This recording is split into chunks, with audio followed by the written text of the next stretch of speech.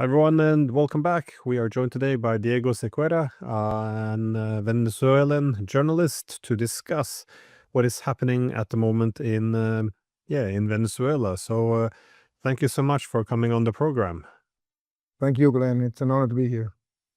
So, as we all know, Venezuela is the country with the most proven oil reserves in the world, which is good reason to be concerned when Washington begins to speak about democracy and human rights. And as we see at the moment, the United States, after having made some speeches about the concern about drugs and human rights in Venezuela, we now have warships steaming ahead toward the coast of Venezuela. So again, for people outside of Latin America, how can we understand what is actually happening there now?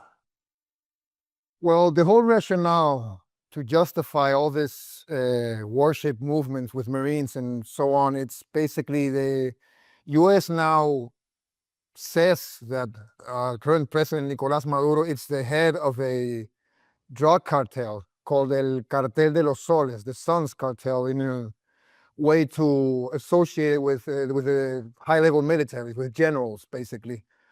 And the funny thing is, and they actually declared it a terrorist organization, I think it was 2 weeks ago. But the thing is that there's no actual documented record in the last decade or more of the existence of this said cartel. So actually, that's the rationale also based on doubling down the bounty against the president. Mind you that already in 2020, it was a 25,000 reward to lead to Nicolás Maduro. In this case, now it's 50 million, sorry. Way above, for example, the Mohammed al-Jolani, aka Ahmad al-Sharaa, the current president of Syria and member, of course, as you will also know, of Al-Qaeda. So, well, it's a high race, but there's a lot of things, a lot of mechanics going on behind it. And of course, the obvious one, as you already said, so Glenn, which is oil interest in Venezuela, also the longest shoreline in the whole Caribbean basin. Well, I was curious what the amount of assets, military assets, the United States is pushing towards the region. What is realistic? Because again, a ground invasion is well, seems ruled out. It wouldn't be sufficient. But would it be? Is this simply to put pressure, or are people in Venezuela concerned that it could also be a decapitation strike, as you suggested? The United States have actually put a bounty on the head of the president of Venezuela. And well, a lot of efforts have been done to delegitimize and criminalize, essentially treat the president as if he would be a wanted terrorist. So, but what could be the objective or purpose for this military buildup on the border of Venezuela? Well, I mean, talking about these task force and fleets that are the warships that are approaching Venezuelan shores or its whereabouts in the southern Caribbean, it's still not clear. It's not even clear for the White House, according to an Axios piece by Mark Caputo from like 2-3 days ago, which basically stated that not even in the highest level, they're not completely sure if it's what they stated says, which is like a counter-narcotics operation. But if it is a counter-narcotics operation, you don't need all this military amount, but at the same time, they also say it's regime change, but they don't explicitly say so. So formally, it's quite unclear what's going to actually happen. For us, especially the last week, it has been, of course, it seems for now more like a power projection and also testing the grounds and how the government and the society and even the region reacts to this kind of movements. It kind of seems that way, which I think it also has been enough to set a message. I mean, it's not as soft and easy a target as they might expect and know neither the Venezuelan society or the government entered into panic mode in any way or form.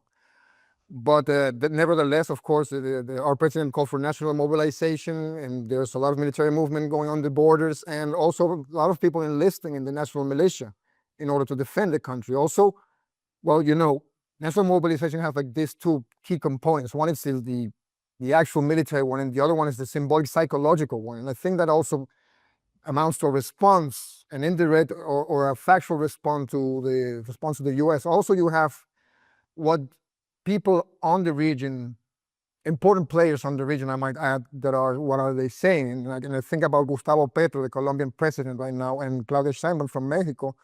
They've been quite categorically about opposing any kind of adventure, especially because there's no actual evidence. Even there's a piece by Pino Arlaki, I think it's his name, who was the former secretary of UNDOC, the UN agency specialized in drugs and crime, basically saying, it's an op-ed published by the L'Ante Diplomatico in Italy, by the way, Glenn. And he basically says it makes no actual sense. Venezuela has been one of the best and the most efficient countries fighting drug trade in the whole hemisphere, just like Cuba, by the way, he also stated.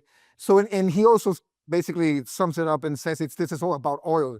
If the U.S. was actually concerned about drug trafficking, about narco structures, about criminal networks, he should perfectly see other places, just like, for example, Ecuador. Ecuador in the last couple of years has basically become like the hub for all these criminal structures in alliance, and this is based on evidence, with the current government of Daniel Noboa, who's, by the way, it's part of a legacy family from Ecuador that actually owned the banana business, but they also own the whole chain of production and supply of bananas into Europe and into North America. So if we see it from that point of view, it's quite flimsy.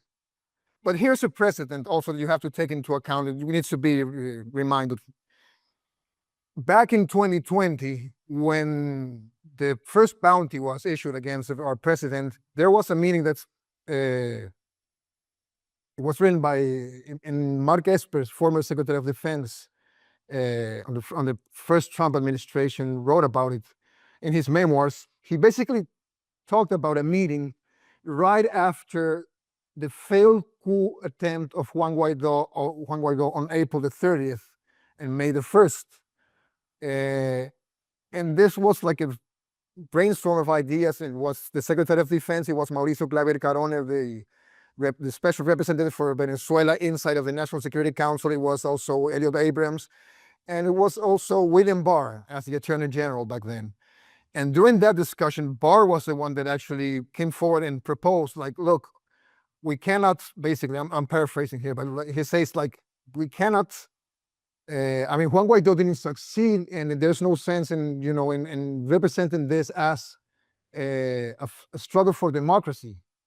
So we have all these issues with Nicolás Maduro, and we have all this corruption and whatnot, whatever accusations they got, and we should treat this as a criminal case, as a matter of security for the region, and a matter of security for the U.S. in particular regarding regarding the drug trafficking and whatnot. Actually, there was a report written by Douglas Farah during those days from Ivy Consultants that actually coined the term joint Bolivarian criminal enterprise. And that kind of became, for a short while, like the stable word to refer to the Venezuelan government.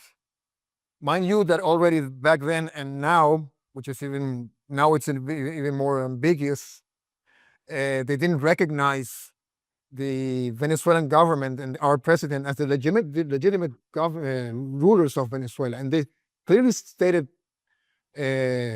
recently, Caroline Leavitt, I think it's her last name, the spokesperson for the White House, basically wasn't too clear about what's the purpose of the task force, but she didn't mince in mixing up the drug dealing thing with regime change, but without being too explicit regarding both. So that's basically that ambiguous area is where we are right now. Yeah, the search for legitimacy to take actions, hostile action is it's always interesting because you looked at Libya was the human rights, Iraq was the WMDs, Syria of course human rights issues, and of course the case they were making for chemical weapons. So no, it is interesting that military action against Venezuela would be then legitimized based on a criminal case that is arguing that the Venezuelan president is the head of a drug cartel. But another interesting comparison, though, is what the United States have done in other parts when they looking for regime change operation. That is, in Libya, they recognized an alternative government, simply just choosing the representative of another country. We saw the same in Syria, recognizing the government, different governments, and this was also done, of course, in Venezuela. The United States said that Juan Guaido was the actual leader of Venezuela. It of course it doesn't it doesn't make much sense, but to a lesser extent, we also seen the same in Belarus, by the way. This is not an official recognition, but where they pretend as if there is an alternative leader for Belarus. So there it's Svetlana Tikhanovskaya, but it does beg the question, though, if the United States would seek to topple the government or put a lot of pressure, get someone on the inside of the military, any form of regime change operation, decapitation strike, usually they would want someone waiting in the rear, someone who can take over. I mean, that's kind of the purpose of a regime change war. Yes. Is Venezuela exposed to this at the moment? Are there any powerful forces which are looking to work with the Americans to replace Maduro in a regime change? Because places like Ukraine, they built up a clear, powerful opposition. But has this kind of work been done in Venezuela? I think there are two things at play here.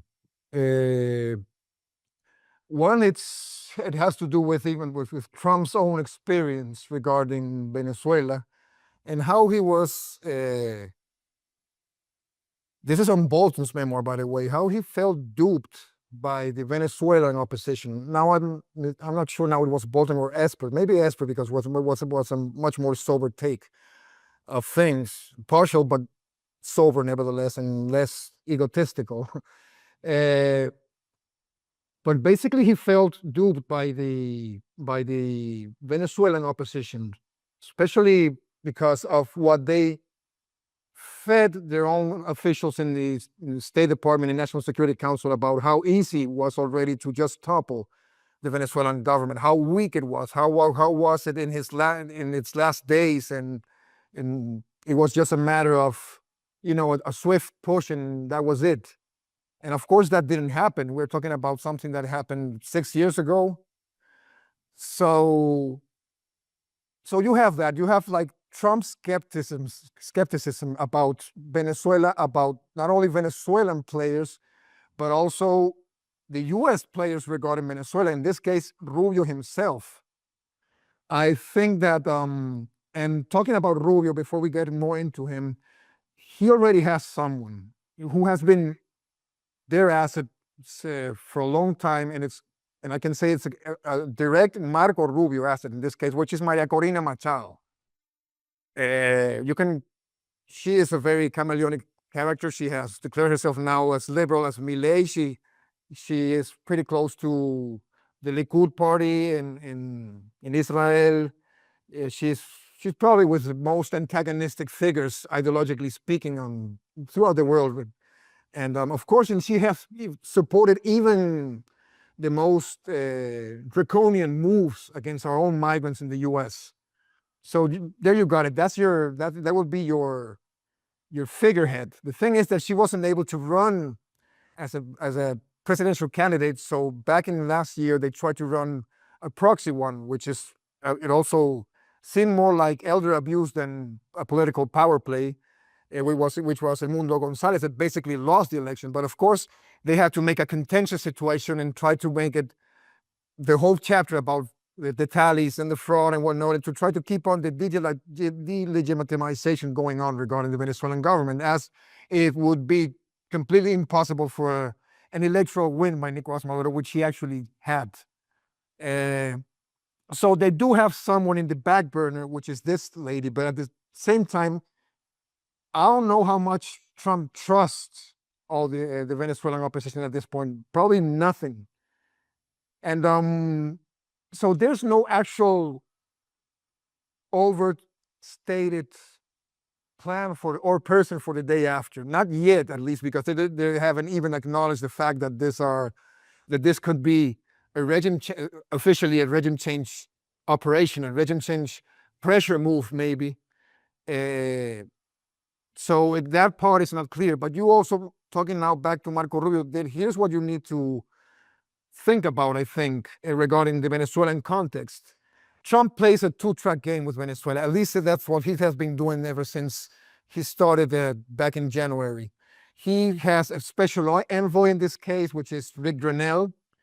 And then he has the State Department ran by Rubio. Rubio, in this case, McNamara in Colombia, that's supposedly our ambassador in Colombia representing the U.S. interest in Venezuela. So these are the two basic channels that Venezuela has with the U.S. or the U.S. has with Venezuela. And they play different games. I mean, Rick Grenell has been able even to secure some deals, as in, for example, releasing some people that were in jail here that are U.S. citizens that are with a very dodgy resume, but nevertheless they wanted to be released, and they were, as a gist of goodwill, there was an exchange between these people, and also to releasing from the Sequera prison in El Salvador 252 Venezuelan citizens that were unlawfully held there. So, and this was Grenell bit.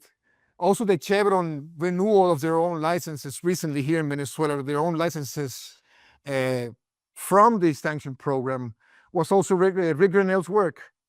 But on the other hand, you have like the tougher stance of Rubio, but Rubio is not all alone by himself. He represents also several power structures, not only the obvious one, which is the Southern Florida power group, but also the Zionist interests. As you know, AIPAC posted about John Radcliffe and Marco Rubio being like their favorites and their helping hands inside the White House. So I think this is my gut feeling or my impression after all this and seeing what we've seen so far. I think Trump is actually, and you haven't listened directly to Trump say anything about this task force, about these warships in the Southern Caribbean. You haven't, but you have heard Rubio a lot. So I think it's also Trump allowing this Rubio track to see how far he has been able to go, and how far, and if he's going to succeed. If he sees chances of actual success, probably he's going to own the move and start to make it a Trump thing. But for the time being, that doesn't seem to be the case.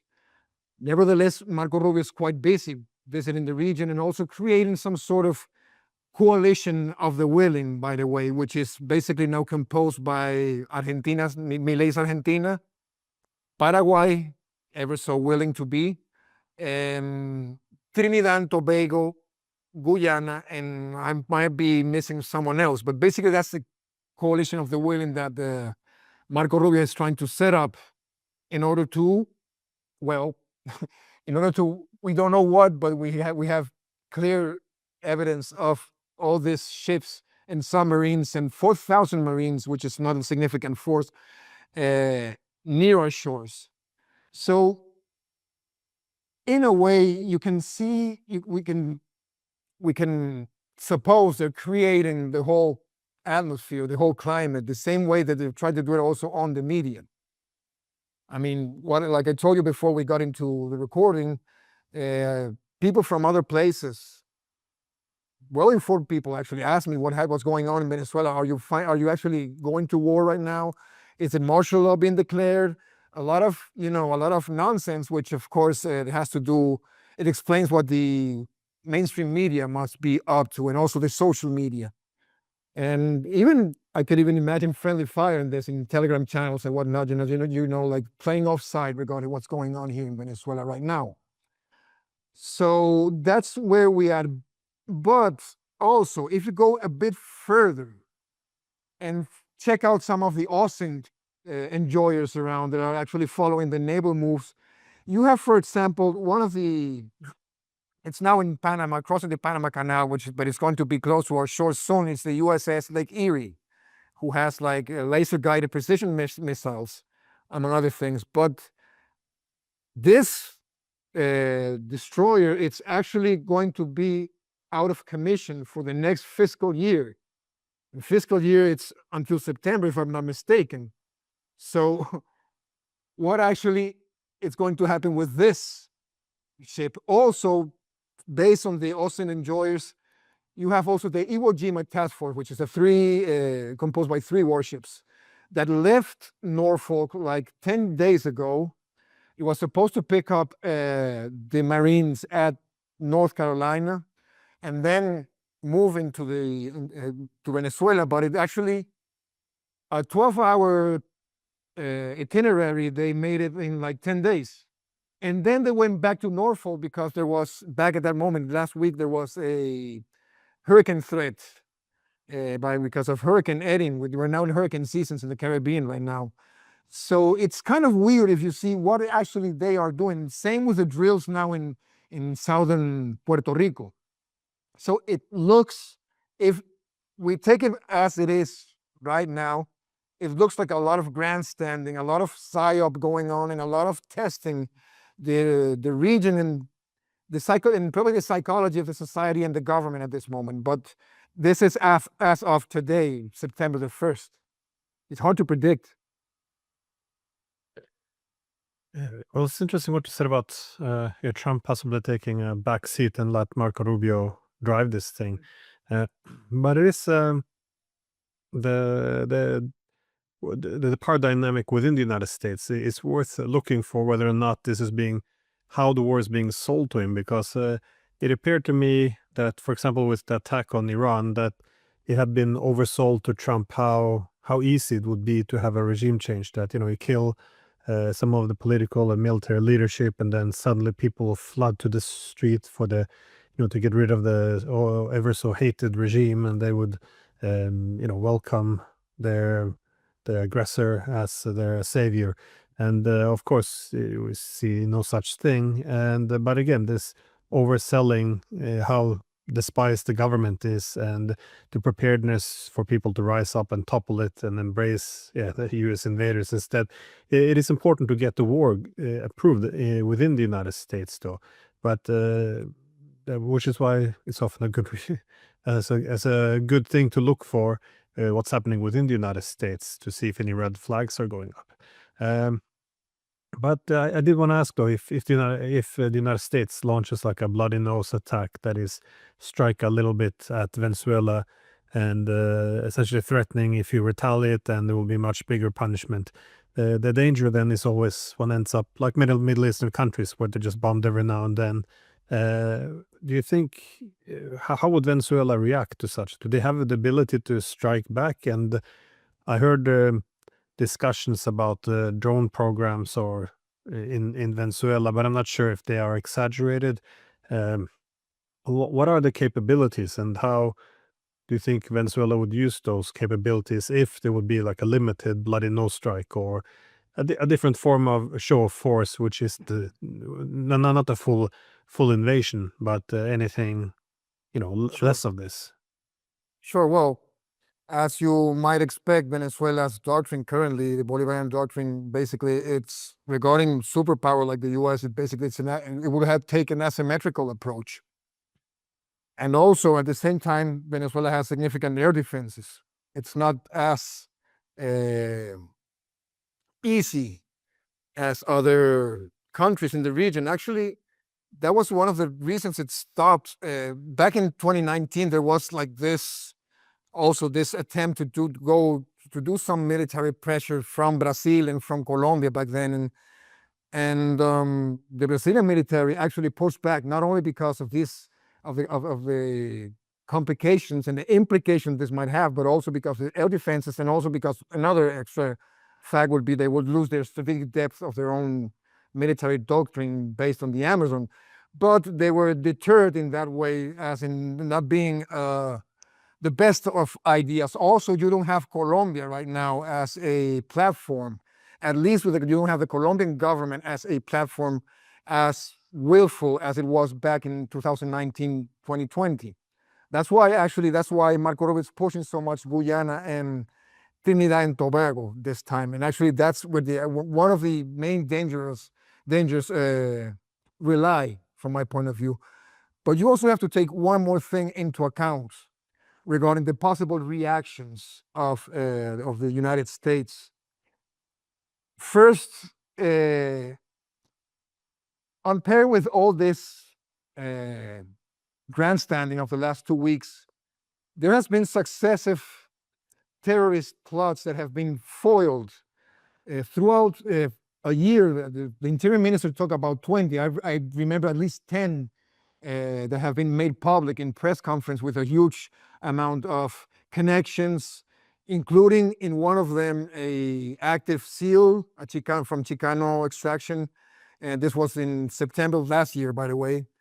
The most recent one was like 3 weeks ago, which involved, by the way, Albanese criminal structures hailing from Ecuador. It involved criminal networks in Venezuela, and also the extremist factions of the opposition. It included even to blow up with TNT a new square in a very bustling area of Caracas with 3 kilos of TNT. A square, by the way, which is a homage to the day of victory of the Soviet Union victory against the Nazis, which also has a flame, which has its own gas canister. So just imagine what a terror attempt of this magnitude could have in a place like Venezuela. So I think that there's always been a piece missing here, which is actually the internal strife they've been looking for, and they know they can't do it now in a color-coded fashion. So this brings us to this other element. So in what way could Venezuela defend itself? It's hard for me to venture too much, too far, as in striking back, for example, precisely with drones or something else, one of these ships, or in the case of some disembarkment or something. The government has been quite clear that all the U.S. that are uninvitedly arriving to our shores would be quite easy to come in, but it won't be so easy to come out. That's basically one of the main statements you can hear from many political and military officials talking about this. So, but also at the same time, of course, they warn this could be a huge disaster. It will have global implications, and especially it has regional implications that are far to be calculated right now. So I'm not sure. I know it would be a mix of asymmetrical and maybe some proportionate response in a defensive way, but I don't know how far would that go. And I don't know also, but maybe, which would be the economic energy impliance of this, because they probably are also planned here, and I'm just not able to, to give an informed opinion of this. But it would be a mix of these 3 things, if you ask me. Well, you spoke before about other Latin American countries. So Argentina, for example, might be part of the coalition of the willing to go after Venezuela, while of course, Venezuela always had a difficult relationship with Colombia, but now there's a very different government in place, so it doesn't appear that this will be the case now. But in terms of looking at the possible responses from the rest of the region, irrespective of their relationship with Venezuela, because Venezuela has some difficult relationship in the region, but wouldn't there be irrespective of this, for countries like Brazil and others, wouldn't they be a bit cautious about an actual attack? I mean, the entire region has a very bad history of American imperialism, the regime change, invasions, or just general attacks. Surely no one would want to open this can of worms, because once one begins to invite it in, this kind of military adventurism, the region could be very quickly turned into another Middle East. So how much does this play into the calculation? Because even countries who do not care that much for Venezuela or the Maduro government would, nonetheless, it doesn't seem like a great idea to invite this into Latin America.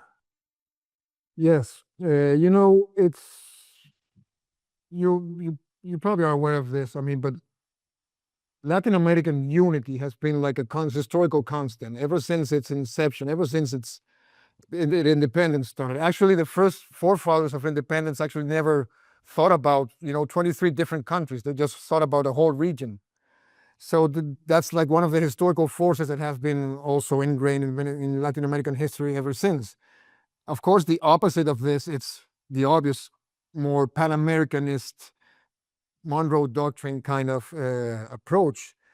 And currently, Latin America, I think it's in a very bad place regarding that specific item, because you have, yes, you have a core of radical sovereignist and independent nations such as Venezuela, Cuba, Nicaragua, the troika of tyranny, as Bolton addressed it once back then. And then you also have Mexico, which is pretty close, and they also have their own foreign policy doctrine, the Estrada doctrine, which basically says we oppose any kind of foreign meddling in any of the sovereign countries of our hemisphere, and Mexico won't engage in any of these adventures. And yes, also Brazil has a very cautious stand regarding all of this. And maybe we don't have like the best relationships right now, but not the worst either. And they would be quite. I haven't heard anything coming from Lula or from Itamaraty, the foreign ministry. But it must be at some point they should and they will say something. And I don't think it's going to be ambiguous about it. But that's the case of Brazil, of course, which of course you would see the same threat onto them. And same with Colombia right now. And you also have the fact that, for example, Colombia has 7 official U.S. military bases, 2 that are unofficials. Peru has several military and naval bases. So does Chile. So in a way, they're already there. They don't need to invade properly. And as like Chalmers Johnson used to say, in the previous imperialism the previous imperial unit was the colony regarding the European imperialism. But the case of the U.S., the imperial unit would be the military base. So they're already here. Also, the Caribbean, we have Curacao, and I mean, less than 100 miles from our coast, which is a Dutch colony. So it's NATO terrain also, Article 5 terrain, if you ask me. And many of these ships are also stopping there, by the way. And then you have an even more dramatic thing. Think about Milei, for example. Think about Nayib Bukele. Think about this new kind of leadership that it's not pro-US. It's completely subservient. It's like almost like US employees in this case. And also Dina Boluarte in Peru. The next Bolivian president will be of the same kind. So, and Paraguay, of course, always has been this way. Being Paraguay also, by the way, a very powerful drug trading hub. But so I expect I'm not optimistic about the region in that sense. And I'm pretty sure that many countries, the ones I've mentioned, probably will justify it and will support it. Trinidad and Tobago's prime minister already said she would. She would allow Trinidad and Tobago to be a base against Venezuela. She already said it. We have Guyana also. We have this is a lot of details, but we have the Essequibo contentious also with Guyana on our eastern border, which of course, if the short version is that's Venezuelan territory that has been claimed since the 19th century. It was taken from us by the Brits. It has been going through the UN under an agreement in 1971, the Geneva Agreement, which actually it was like It would always enforce goodwill approach between the parts. And since 2015, ExxonMobil and the successive Guyanese government have been exploring on the maritime borders that are disputed between Venezuela and Guyana ever since. So, and this is like the perfect, and Irfan Ali, the current Guyanese president, it's also very close to Marco Rubio and very close to all these types in Colombia and everything else. He's partnered with Ivan Duque from Colombia in many businesses. So these are, I mean, they're even beyond proxies. I mean, these are basically subservient employees from the United States. So this will undermine any unified response from the region. There's Venezuela, I think the Honduras, which is currently the pro tempore president of the Community of Latin America and the Caribbean States, which is the other body, the original body that it's been created as a counterweight to the OAS, which Venezuela is not part of. It's calling for a meeting. So this would be also a good benchmark to measure how the region is actually responding to this. But sadly, I am not at this point, I hope I'm wrong, but I'm not optimistic about a unified response from the region. Yeah, gives reason for concern. Well, my Yes. last question is just about the wider context here of what Venezuela has been going through over the past few years in terms of the sanctions, because they've been quite destructive for not just the economy, but leading to a lot of deaths as well as people emigrating. Now, I think that's relevant because the U.S. Didn't wake up today and decide to send their warships to Venezuela. Yes. I was wondering if you can speak about this, the sanctions regimes which has been imposed on Venezuela and some of the consequences of this. Mind you that the sanctions were the first executive order, what we call the Obama decree, was in the 9th of March of 2015. Almost the same time that things were heating up with Guyana, by the way. And also, it reminded me of something. There's this series, I forgot the name of the journalist, but it's from the Washington Post. It's called The Money Wars. It's a very interesting one, but I really recommend to read it. He actually states that Venezuela's economic contraction, it's compared to 4 1929 cracks of the Great Depression. So that gives you an outsider amount of how much it has impact on the Venezuelan economy, Venezuelan livelihood, Venezuelan political process, Venezuelan social fabric, all of them. And it's not only sanctions, because of course it started, as it always starts with any country that's being sanctioned, as you know, sanctioning some government officials based on human rights abuses or whatnot, and it gets deeper and deeper until they started, aiming to critical areas, just like the Trump executive, the Trump administration, the first Trump administration did in 2017.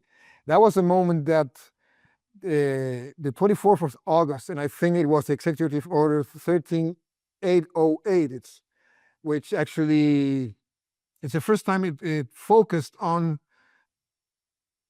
the oil industry as being subject of sanctions. Then they sanctioned gold. They even got to sanction a cryptocurrency that they were trying to create back then. And this is where the main tragedy sanction wars happened. I mean, these were the worst years.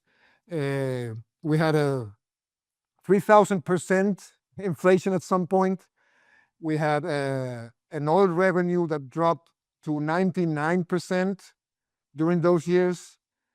We had to reinvent ourselves in many ways, and also the government, and this also drove the government to diversify its economy and to bounce back as it has ever since. But along with the sanctions, Glenn, it has also been a whole set of experiments, if you think about it. 10 years of this, and even 11 if we count it from 2014, because the first color-coded uprising against Nicolás Maduro in February 2014 was actually the raw material for the law that created the sanctions a year after. And after that, we had, for example, a legislative branch that went rogue, stimulated, of course, by foreign actors. We also had an executive branch that was parallel. It was, they were trying to create all these parallel institutions to traumatically transfer the sovereignty of Venezuela to all these ad hoc structures. We also had a filibuster attempt, a mercenary attempt to kill our president back in 2020. I mean, we have these are all under the frame of the maximum pressure campaign back then. Then we had a more Democrat-style attempt last year that actually relied on NGOs and proxies in order to deny the electoral results. And now we're back to this. So it's not only sanctions, I mean, which it has, yeah, according to a report by Mark Weisbrot and Jeffrey Sachs, they talked about 40,000 people dead because they have, and we're talking about this in the report is from 2019, especially on curable diseases, on organ transplants and whatnot that couldn't be solved before. Before this, Venezuela had the highest salary of the whole hemisphere. We were the most prosperous country, and suddenly we went from 100% to zero.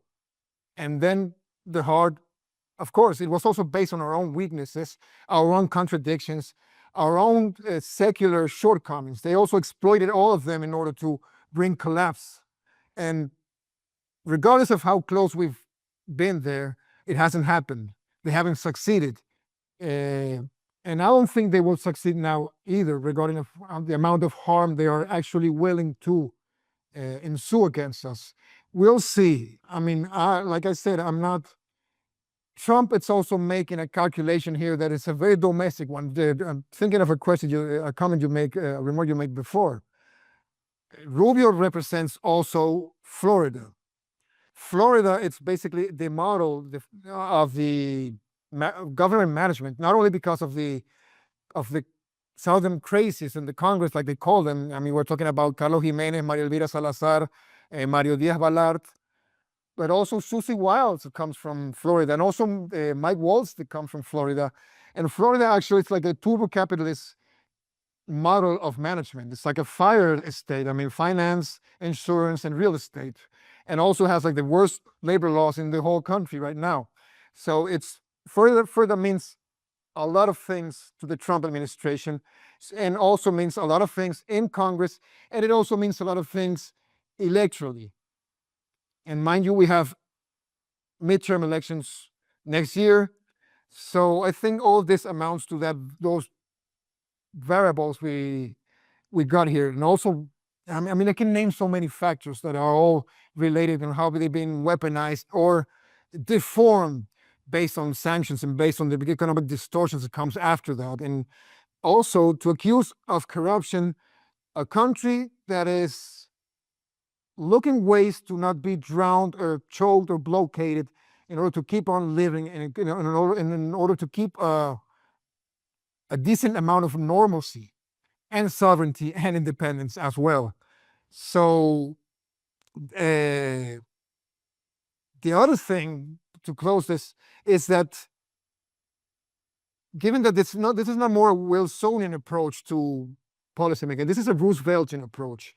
Kind of like, I think it was Kissinger at diplomacy, he called it the hinge between these two kind of power projections, the Roosevelt kind and the Wilsonian kind. You know, the Wilsonian would be like spreading democracy and liberty, that's US responsibility, but Roosevelt is basically focused on our interest in the way to safeguard, regardless of any kind of means, even under the Monroe Doctrine, even under the Roosevelt corollary, that basically says we're not going to do any aggression in the region, but if any government, I'm paraphrasing here, any government is unable to solve their own problems, we might have to jump into solving ourselves, basically. You know, that's part of the rationale of the Roosevelt corollary here. So we're kind of back in that point, and in a very messed up way, because you have like this basic expeditionary the rationale with sanctions and all the humanitarian and all the narrative